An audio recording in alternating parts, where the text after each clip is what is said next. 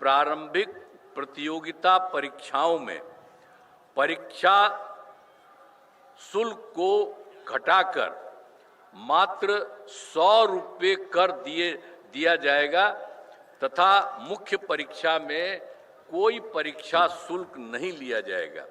News for nation पर आपका स्वागत है और मैं हूं आपके साथ प्रार्थना। आज भारत अपना 79वां स्वतंत्रता दिवस मना रहा है और इस स्वतंत्रता दिवस पर जहां एक तरफ लोग खुश हैं तो वहीं दूसरी ओर सरकार ने इसी खुशी को दोगुना कर दिया है। आपको बता दें कि बिहार के मुख्यमंत्री सीएम नीतीश कुमार ने स्वतंत्रता दिवस के मौके पर परीक्षार्थियों के लिए बड़ी घोषणा कर दी है। देखिए, अक्सर ये होता था कि जो छात्र हैं, जो लड़के हैं, उनको अक्सर जो है वो ज़्यादा फीस देनी पड़ती थी कोई भी परीक्षा की अगर वो फॉर्म भरते हैं।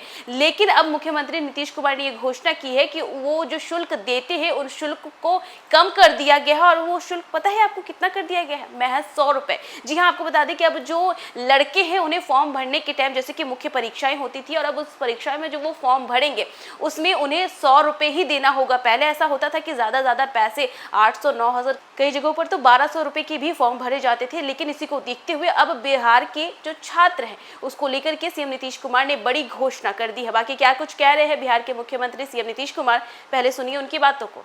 प्रारंभिक प्रतियोगिता परीक्षाओं में परीक्षा शुल्क को घटाकर मात्र 100 रुपये कर दिया जाएगा तथा मुख्य परीक्षा में कोई परीक्षा शुल्क नहीं लिया जाएगा।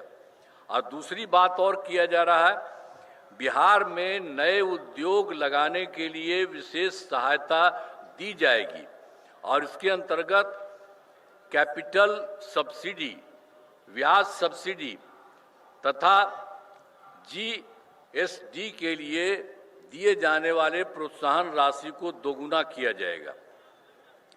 फिर और उसके बाद उद्योग लगाने के लिए सभी जिलों में जमीन की व्यवस्था की जाएगी तथा रोजगार देने वाले उद्योगों को मुफ्त में जमीन दी जाएगी और उसके बाद उद्योग लगाने हेतु आवंटित भूमि से संबंधित विवादों को समाप्त किया जाएगा और उसके बाद यह सुविधा अगले 4 महीने में उद्योग लगाने वालों को दी जाएगी।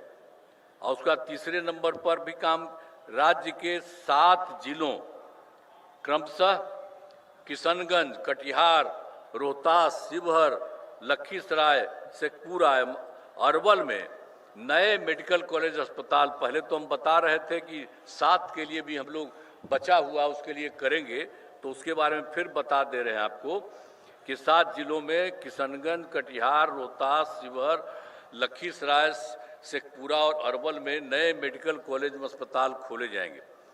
और फिर चौथा है, बिहार से बाहर रहने वाले लोगों को दिवाली, छठ, होली के मौक़ों पर दिल्ली, गुरुग्राम, चंडीगढ़ आदि शहरों से अपने घर आने के लिए राज्य सरकार द्वारा बड़ी संख्या में बसें चलाई जाएंगी ताकि उन्हें कोई असुविधा न हो।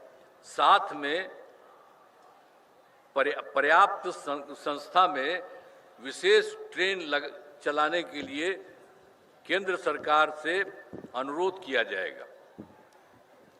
अब इसके बाद एक और है कि जानते ही हैं 2005 में, वर्ष 2005 में बिहार का बजट लगातार बढ़ रहा है और 2005-06 में नई सरकार बनने के बाद राज्य का बजट क्या था उस समय?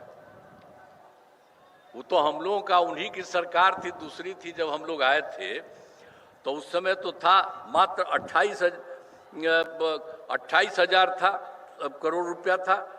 लेकिन उसके बाद 6 में फिर हम लोगों का सब कुछ 6 में चला तो 6-7 में बढ़ा करके 37,000 करोड़ रुपये किया गया।